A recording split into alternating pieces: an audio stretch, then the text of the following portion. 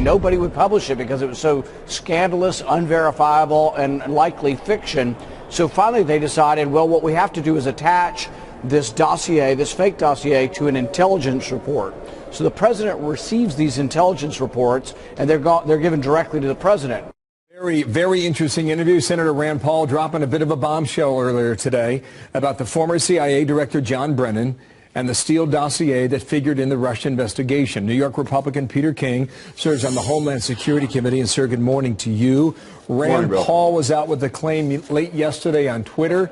That interview from Fox and Friends earlier today. Were you aware of the claim that he's now making about John Brennan, if true?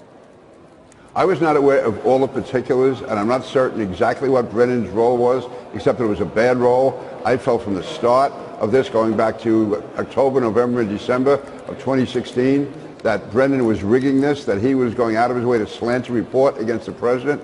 Since then, he's been repeatedly on television and the media talking about collusion. Now he says maybe he misinterpreted the evidence. If that's the case, it means, number one, either he's a liar, or number two, he wasn't smart enough to be CIA director. If he would go on national television and basically call the president a traitor by misinterpreting evidence, in either way, he disgraced his office. He should be brought before Congress, explain this. And what Rand Paul said, it could well be true. I mean, John Brennan has been the evil force here. And again, you have Brennan, you have Clapper, you have Comey. And would they have done what they did if President Obama was not aware of it? I mean, if there's any collusion here, it may have been in the White House or among the top intelligence people working for President Obama. You just said John Brennan is the evil force? Is that what you said? Yes, I did. When you have someone coming out with, being involved in reports coming out, going on national television as a former CIA, not as a congressman, as a senator, or a journalist, or a commentator, but as head of the CIA, and that office is respected around the world, for him to say the president is guilty of collusion, of treason, that, to me, was evil to say unless he had absolute proof. As it turns out, he had none. This wasn't even like... he was asked, he was asked about the other day. I think he said he had bad information. I think that was the initial comment on Monday of this past week. I just want to... speaking of the dossier, the president was with Sean Hannity last night. Here is what he said when asked about that. When you look at what happened and when it happened and the money that was spent, the millions and millions on the phony dossier, and then they used the dossier to start things, and there was no truth whatsoever. It was a fraud and paid for by Hillary Clinton and paid for by the Democrats and the DNC. It's hard to believe. If you wrote this as a novel, nobody would buy it. If that is all true, and they include the dossier in with this intel report, who sees that, Congressman? Who is privy to that information? It's a question of whether or not it was actually included in the report, but we do know it was part of what was used to back up the application for the FISA warrant. This is before a secret court with no adversary in the room. This was presented. The Steele dossier was part of the evidence submitted. In fact, it was a key part of the evidence submitted to get a wiretap of the Trump campaign. And they did not tell the court that was a campaign document. They used some vague words, nowhere indicating it was paid for by the Clinton campaign, nowhere indicating how partisan that was. So again, if that's true, and if that is all true, what you're saying and what Rand Paul is claiming, that all the leading members of the previous administration knew about it, correct? They would have to have known. I mean, considering the jobs they held, Director of National Intelligence, head of the FBI, for that matter, President of the United States, Attorney General, all of those people, if they did not know that this was a fraud, then they didn't deserve to hold those offices. If they did know it was a fraud, then this was a colossal scandal which has to be fully investigated, and not just because it's President Trump. I hope I would say the same thing if this had been done against President Obama or against Hillary Clinton if she had been elected. This is wrong to have the law enforcement and intelligence agencies of the United States conspiring to unseat and to bring down a duly elected president of the United States when they know there's no evidence there. Pete King, come on back. More answers that are needed. Fox News Alert want to take you right to this House hearing, House Intel. This is the committee that's headed up by Adam Schiff. And Republicans, we are told, are about to tee off. This is Congressman Conaway from Texas. He just started. Drop in. President Trump or anyone associated with the Trump campaign colluded, coordinated, or conspired with the Russian government. The minority views, which you submitted, were attached to our committee's findings, and yet your views did not provide any evidence to support the claim of collusion. On March 24, 2019, the special counsel delivered his findings to the government, to the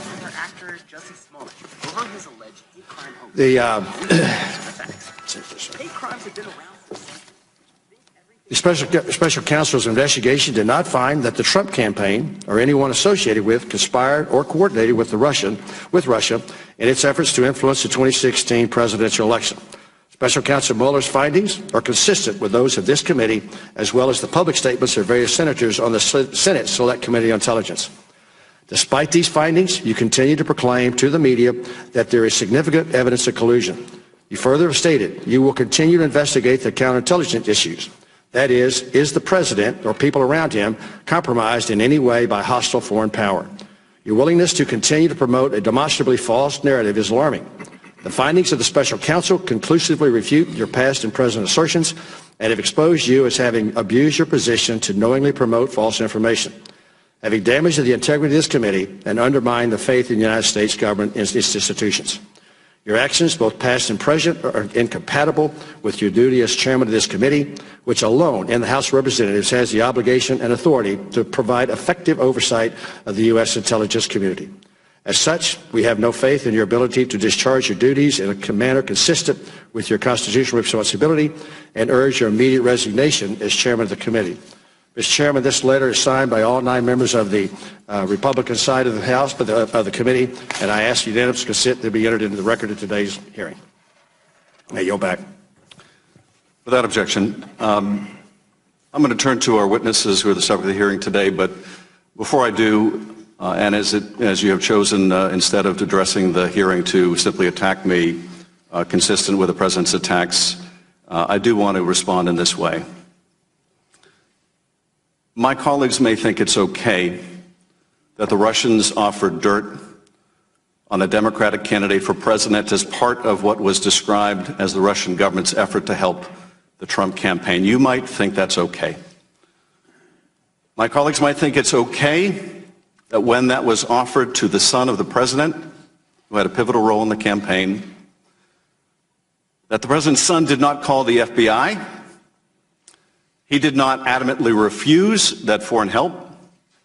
No, instead that son said that he would love the help of the Russians. You might think it's okay that he took that meeting.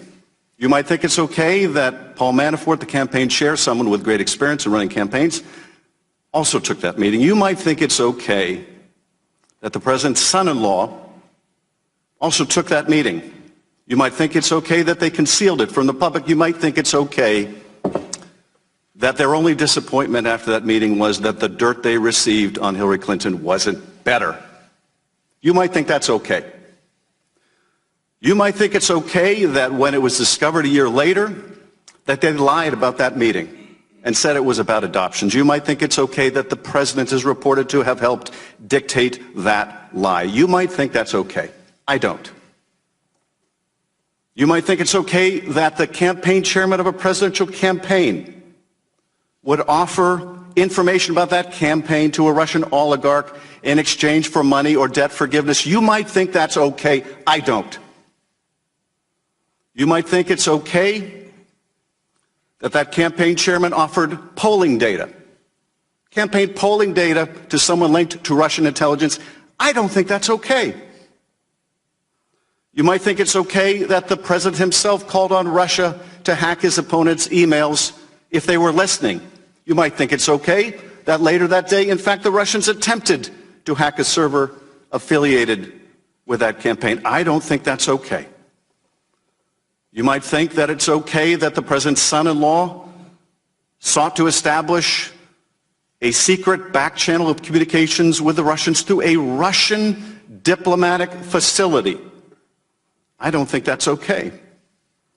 You might think it's okay that an associate of the president made direct contact with the GRU through Guccifer II and WikiLeaks and that is considered a hostile intelligence agency. You might think that it's okay a senior campaign official was instructed to reach that associate and find out what that hostile intelligence agency had to say in terms of dirt on his opponent.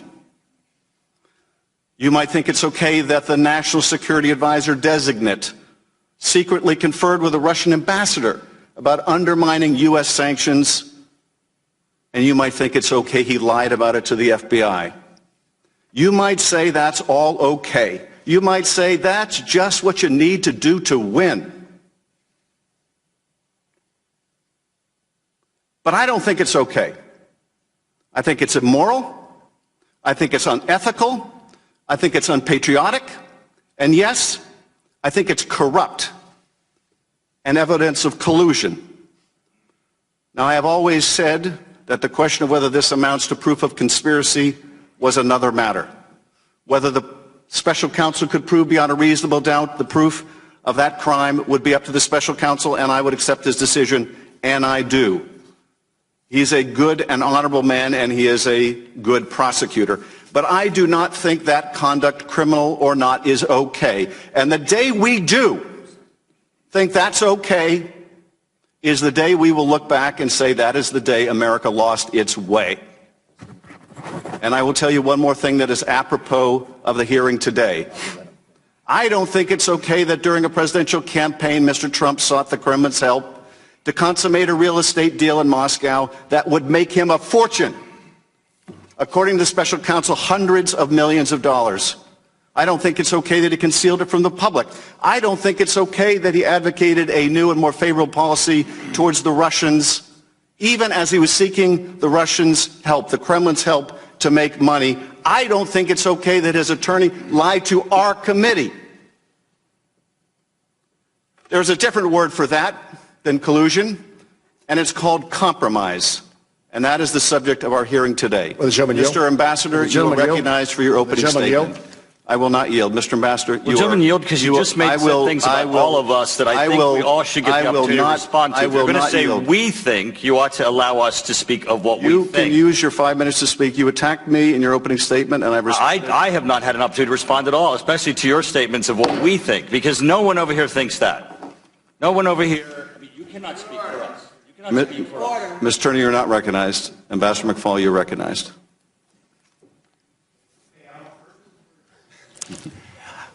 Thank you, Mr. Chairman. Thank you, Ranking Member Nunes and everybody else that's here today.